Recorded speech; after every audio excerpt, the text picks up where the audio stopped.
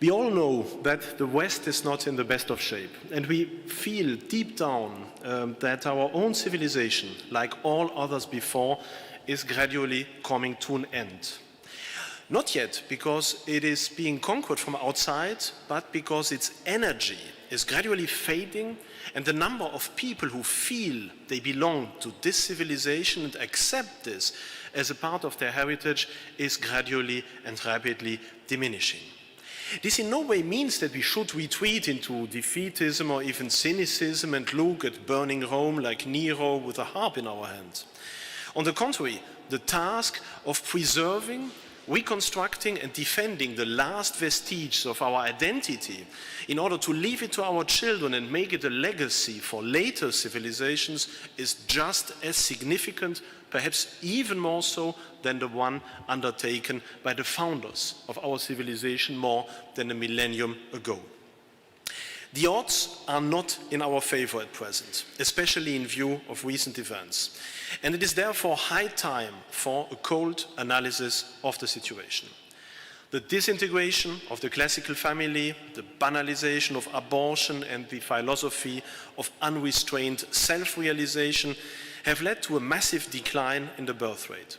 De-Christianization and, at the same time, the internal hollowing out of the conventional churches have caused the last ramparts against relativism, materialism and hedonism to crumble, depriving man of any sense of transcendence. Mass immigration from other civilizations, combined with the ideology of multiculturalism, is proceeding unhindered and will probably permanently strip whole nations of their Western character. The COVID crisis has shown how great the risk of introducing the Chinese social credit system and of banalizing transhumanist concepts is already. The systematic demonization of Poland and Hungary by the European Union, together with the increasing financial and institutional penalties imposed upon them, reveal before all eyes the transformation of this initially Christian conservative confederation into a left liberal dominated coercive regime. The lockdown, with its unbelievable enrichment of big pharma, big data, big money and big tech, has meant a breathtaking gain in power for the big monopolies and a death blow for the middle classes. And the current Russian-Ukrainian war clearly demonstrates the pointlessness, even the danger of the ideology of the end of history and of the hope that classical wars and the need for military defense capability were a thing of the past. In contrast, conservatives, at least in Western Europe, are largely divided, and due to their exclusion from politics, the media, the educational system and public opinion, further than ever from becoming actors or not just victims of events. What is to be done?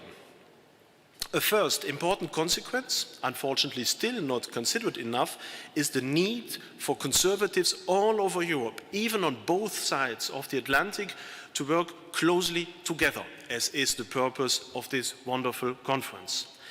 All too often, so-called conservatives become entangled in age-old national resentments. They repeatedly fight out conflicts that date back centuries instead of concentrating on the really important question of our survival in the present and future. It is urgent to finally create a viable supranational political platform for Western conservatives. We have to realize that the threat to the West from outside as well as from within, that is, from new empires like China and from wokeism, can no longer be solved by individual national initiatives, but only by standing all together for the West. Whoever is a true national patriot knows that the defense of his country is only possible through the defense of the Western identity in its entirety.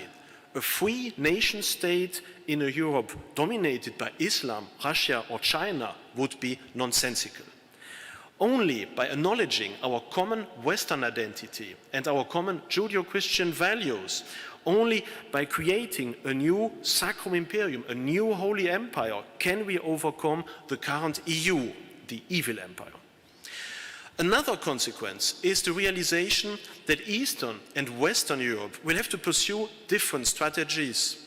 Western Europe will probably not be able to free itself on its own in the next years, as the left's control over all key political, media, economic and social institutions is too strong.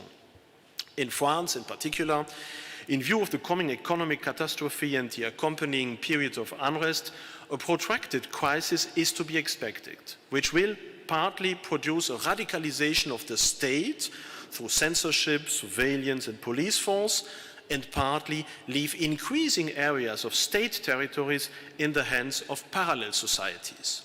Only if the Conservatives realize that they have become little more than one parallel society among many others and behave accordingly is there any hope of consolidating their own position.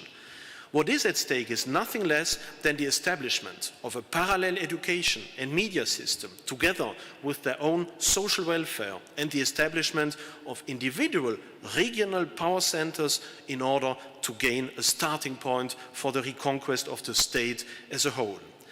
When the failure of the left liberal utopia becomes obvious, more and more people will look for alternatives.